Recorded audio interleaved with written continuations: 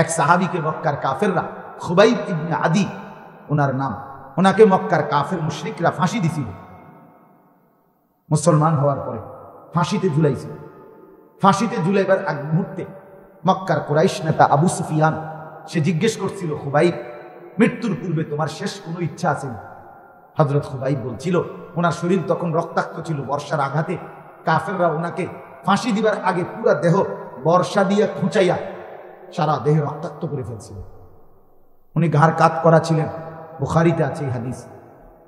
উনি তখন বললেন, আমি 2 রাকাত নামাজ পড়তে চাই। তো রশি খুলে দিছে। এই রক্তাক্ত দেহ নিয়ে হযরতে খুবাইব 2 রাকাত নামাজ পড়ছে। সালাম ফিরাইয়া 2 হাত তুলে আল্লাহকে বলছে, ফালাস্তু উবালি হাইনা উখতালু মুসলিমান, মাওলা আজ আর আমার কোনো পরোয়া নাই, আমি আপনাকে সেজদা করে মুসলমান আপনার অনুগত বান্দা হয়ে মরতে পারছি, অতএব এখন আর আমার কোনো অসুবিধা নেই, কোনো অসুবিধা। আলা আইয়ি শিক্কিন কানা লিল্লাহি মাসরাই। এখানে আছে যে ওনাকে আহত করে যখন ফাঁসি দিবে তখন ওনার আপনার চেহারাটা কেবলামুখী। কাফেররা বারবার সরাই দিতে চায়, আরেকদিকে চেহারা হয়ে যায় কেবলামুখী। তখন উনি এই সময় সে রইটা উনিও বলছিলেন, আলা আইয়ি শিক্কিন কানা লিল্লাহি মাসরাই। আরে বান্দা, আরে বন্ধু, আমি যখন আল্লাহর জন্যই মরছি, আমার চেহারা যেদিকেই ঘুরাও না কেন, আমার লাশ যা ইচ্ছা তাই করো না কেন, কোনো অসুবিধা নাই, আমি আমার আল্লাহর জন্যই মরছি, কোনো অসুবিধা নেই। এবার ছিঁড়ে ফেলো, ফাইরা ফেলো, এবার ছাগলের গোশত আর গরুর গোশতের মতো বুটি বুটি করে ফেলো, টুকরা টুকরা করে ফেলো, কোনো সমস্যা নেই, আমি আমার সেজদা দিয়ে মরছি। ইমামে হুসাইন রাদিয়াল্লাহু তাআলা আনহু আমরা কিতাবে নিজে পড়ছি। 10ই মুহররম কারবালার সেই দিন আহলে বাইতের নিজের পরিবারের পুরুষ সদস্য এই 70-72 জন সবাই যখন শহীদ, তখন উনি একাই ময়দানে এসে দাঁড়াইছে। আর একজন ছোট্ট একটা ছেলে তো তাঁবুতে ছিল, অসুস্থ, তো একাই যখন দাঁড়াইছে যুদ্ধ করতেছে, এই অবস্থায় জোহরের ওয়াক্ত হয়েছে। কিতাবে আছে হুসাইন রাদিয়াল্লাহু তাআলা আনহু তখন দুশমনদের দিকে তাকাইয়া বলছে, আমারে জোহরের নামাজ পড়তে দাও, আমি আমার মালিকের সেজদা দেই, এরপরে আবার যুদ্ধ করো। তখন শিমার জিল জাউশান, এই যে হত্যাকারী শিমার, তার পুরা নাম হলো শিমার জিল জাউশান, সে বলছে, হুসাইন তোরে সেজদা দিতে দেওয়া হবে না, জোহরের নামাজ পড়তে দেওয়া হবে না, তার আগেই তোমার শরীর থেকে, দেহ থেকে গর্দান কোফ দিয়ে আলাদা করা হবে, তোর শরীর থেকে তোর গর্দান বিচ্ছিন্ন করে দেওয়া হবে। নামাজের আগে আগেই, সেজদা দেওয়ার আগে আগেই ইমামে হুসাইন তখন চিৎকার দিয়া বলছে, শিমার আমি জান দেওয়ার জন্য প্রস্তুত নিয়েই এখানে আসছি, আমি শহীদ হব এই সিদ্ধান্ত নিয়েই আসছি বেটা, মরণকে আমি ভয় করে আসি নাই, আমি মরণ কবুল করতেই আসছি, যা তবে তুই যা মন চায় আমার লাশ ছিন্ন ভিন্ন করে ফেল, আমি নিয়ত বাঁধলাম, আল্লাহু আকবার, যে এবার তোর যা মন চায় ছিঁড়ে ফেল। দোস্ত, ইমাম হুসাইনের নামে তুমি শুধু ডেকে ডেকে খিচুড়ি খাইবা, এই জন্য উনি কারবালায় শহীদ হন। পীরের নামে তুমি খিচুড়ি খাইবা, আউলিয়াদের নামে তুমি ডেকে ডেকে বিরিয়ানি খাইবা, খিচুড়ি খাইবা, আর গান বাজাইবা, তামসা করবা। আল্লাহর কসম, ওই আউলিয়ারা যারা আল্লাহর নেক ওলি ছিলেন, যারা আল্লাহর প্রিয় বান্দা ছিলেন, রব্বে কাবার কসম, কোন আল্লাহর ওলি গান বাদ্য বাজনা, নারী পুরুষের এই অবাধ মেলামেশা, একত্রে এসে এই আয়োজন এটা করেন নাই, করতে পারে না, করতে পারে না। যদি করে থাকে সে আল্লাহর ওলি হইতে পারে না, পারে না, পারে না, এটা কোনোদিন, সে কোনোদিন আল্লাহর ওলি না, সে ধোঁকাবাজ। তুমি গায়ের জোরে বললেই হবে না,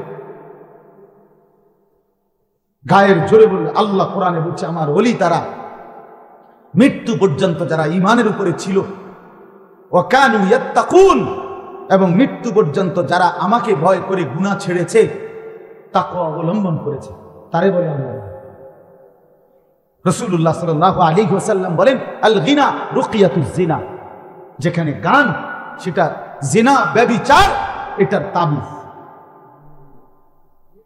রাসূলুল্লাহ সাল্লাল্লাহু আলাইহি ওয়াসাল্লাম বলেন, জুমার খুতবার বইগুলোর মধ্যে আছে, জুমার খুতবার দেখেন, রাসূলুল্লাহ নিজে বলছে, আমারানি রব্বি বিমাহকিল মাআজিফ ওয়াল মাজামির, আমাকে আল্লাহ পাঠাইছেন, আমি মুহাম্মদ আখিরি নবী, বাদ্যযন্ত্র ভাঙবার জন্য আমি রাসূল প্রেরিত হয়েছি,